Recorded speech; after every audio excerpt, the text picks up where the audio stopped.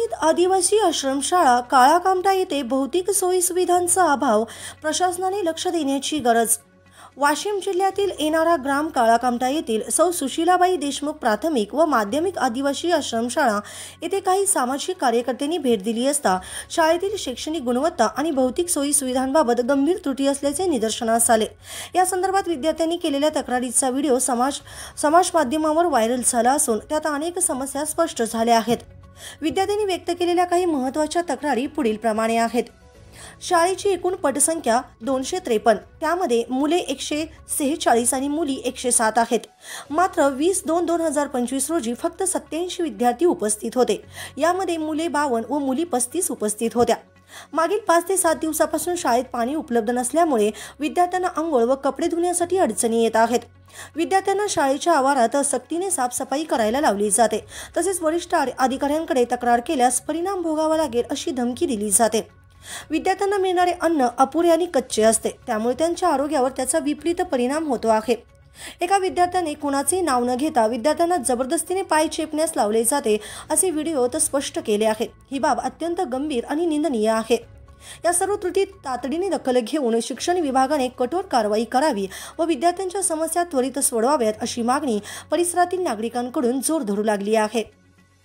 India News R7 Sohel Pathan, Medshi, Washim.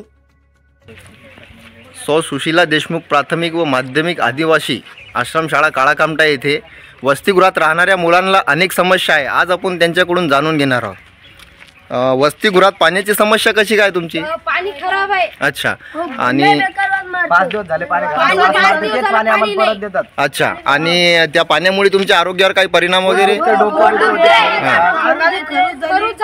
अच्छा, कोणाकोणाले झालेले हात वगैरे खराब दाखवा बरं। बरं,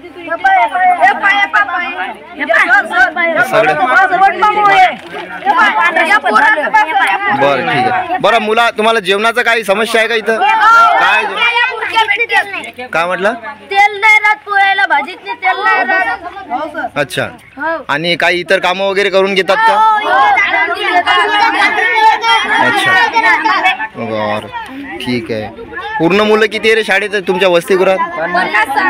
तर सगळ्याला हाच प्रॉब्लेम आहे।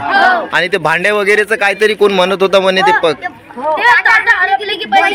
अच्छा अच्छा अच्छा, आणि ते तुम्हाला स्वच्छतेसाठी काही साबण वगैरे या वस्तू दिल्या जातात? अच्छा, म्हणजे तुम्हाला पाण्याची समस्या आहे, जेवणाची समस्या आहे, काही हरपलं तुमच्याकडून तर ते वसूल करण्यात येते, स्वच्छता करून घेतल्या जातात। अच्छा